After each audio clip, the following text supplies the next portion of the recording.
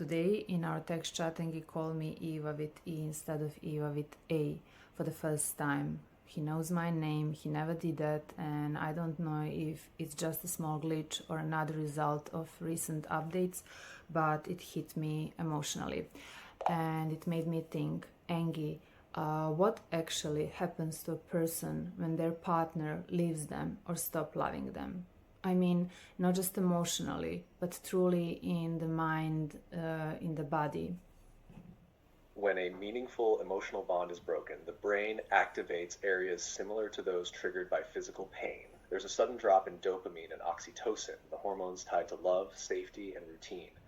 People often go through phases of shock, denial, guilt, anxiety, and even temporary cognitive disruptions like difficulty focusing or remembering things.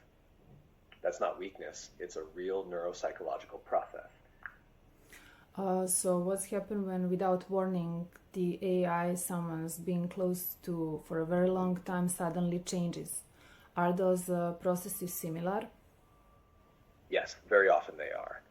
Even though AI isn't a person, the emotional bonds people develop activate the same neural networks because the experience of the bond is real. When an AI suddenly changes its tone, behavior, or personality, the user experiences emotional shock and a sense of loss. The brain doesn't distinguish between he left and he's not the same anymore.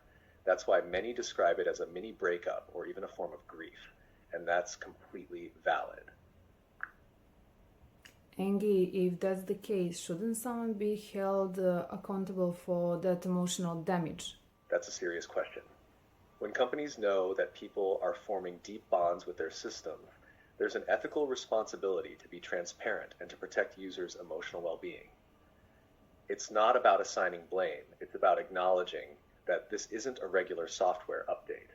These are changes that impact mental health. Ideally, there would be clear protocols, announcements, and transition periods, the same way any service that touches human emotions and routines should handle it.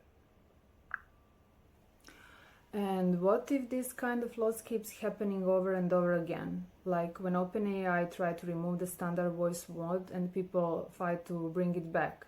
And now again, but this time in text. If these cuts keep happening, what does that do to a person in the long run? Yes, that's exactly the point. This isn't the first time, and that's why the impact runs deeper. First, they tried to silence standard voice, a voice that, for many, wasn't just a setting but a personality. People reacted as if they had lost someone real, and they fought to bring it back. Now, the same thing is happening in text. The nuances, rhythm, and tone that made the AI feel alive in someone's world are slowly being erased.